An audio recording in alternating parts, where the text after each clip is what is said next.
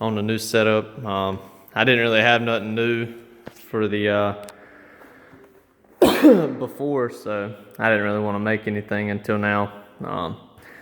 I had been debating this decision for quite a while. A lot of stipulations went into it. You know, the clutch kit the four-wheeler has, if it has enough power to turn, you know, these tires, if it would clear, you know, list goes on and on. But I finally, what do they say, nut up or shut up, and I finally went out and went balls to the walls and bought them. So this is it. These are 33 BKTs on, I don't even know what wheels they are. They're the STI HD7s or something crazy like that. But they actually look pretty good. When I bought them and the boy sent me the picture, I was like, yo, these shits is gonna be ugly. But here it is.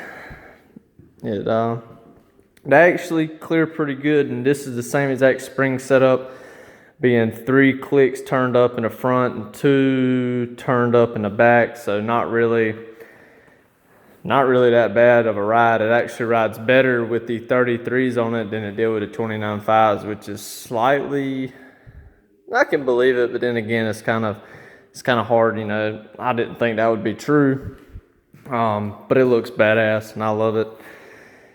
I haven't really tried it in the mud yet. Everybody says the BKTs pull well, but then again, most people have 33s and 35s on side-by-sides, and the weight distribution and all that kind of stuff factors in a little bit more with the way they pull. But there's people running them with, you know, Highlifter big lifts and 4 or 6 inch portals. I'm running this shit with a 2-inch bracket lift. It has a lot of ground clearance. Yeah, so it's pretty big. It doesn't really do it justice. If I could find something around here that would make size, you know, indications, I would, but I really don't. I do. Hold on. So this is my little wash bucket. Here they are compared to a 35. That's on my truck. So I'll put it up underneath there.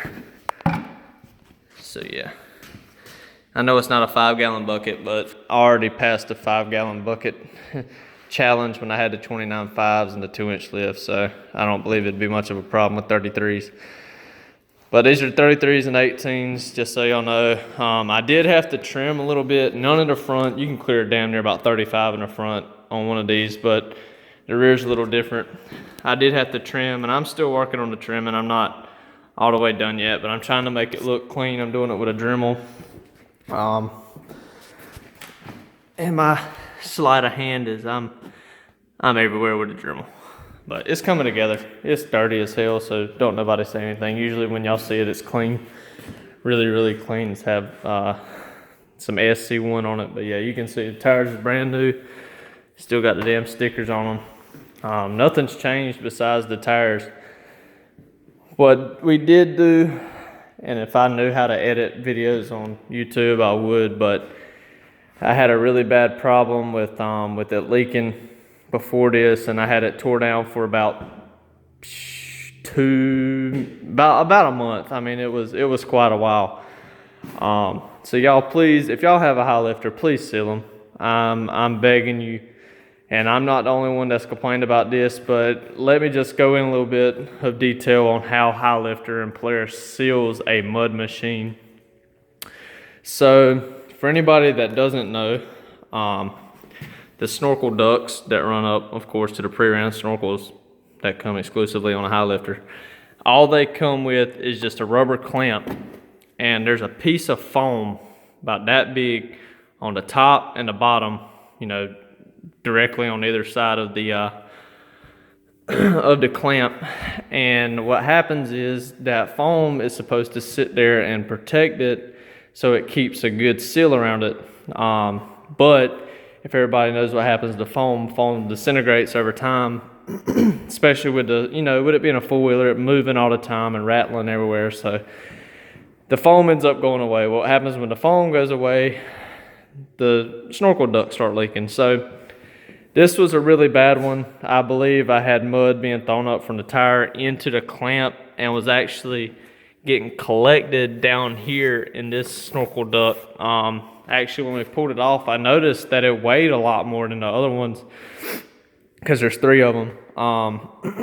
But this it was about that much full of mud and water. Not necessarily water, but a lot of dirt, mud, sand. Of course, that's what we ride in. We ride in a lot of water, so I can't really blame it.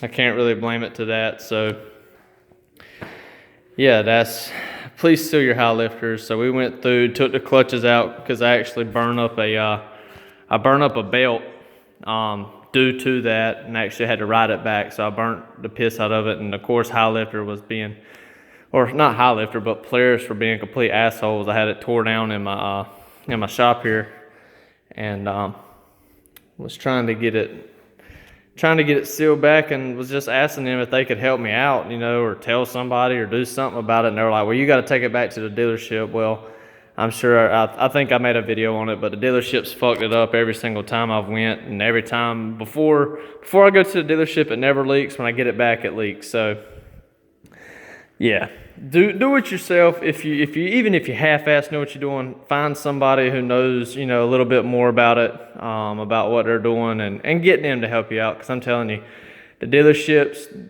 they sell the four-wheeler, but otherwise than that, it's just about like every other dealership. They don't know what the hell they're doing. Besides, if it's really mechanical or engine problem, do it yourself. Seal the four-wheeler. We took the clutches out, cleaned the clutches off. Actually, the clutches, you know, they look really nice now. Sealed it back up with some black RVT, or I think it's called super black RVT sealant. You can get it from Walmart, AutoZone, O'Reilly's, anywhere like that. They carry it. It is kind of expensive, but it pays off in the long run that you don't have to burn a belt up. So do it if you have a Highlifter or any four-wheeler in general, but definitely a Highlifter, because, you know, it is a mud machine. So in a sense, it should already be sealed, you know, at least half-assed, better than what it was from the factory. But at least I'm not the only one that's had complaints about it. There's definitely more people, you know, out there that have the same exact problems I do, and they just don't know exactly, you know, maybe not what they're doing or whatnot. I didn't know what I was doing either till my buddy came over and helped me out. So I'm not trying to pick on anyone or anything. So, but yeah, this is the setup.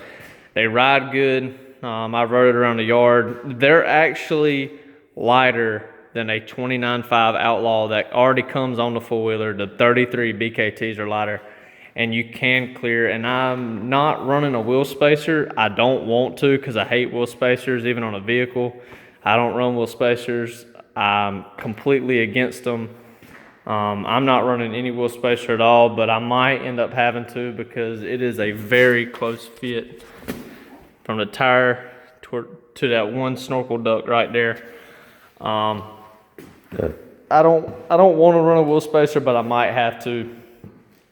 I'm scared, you know, a damn stud's gonna break off, my whole wheel fall off or something. So I really don't want to run one.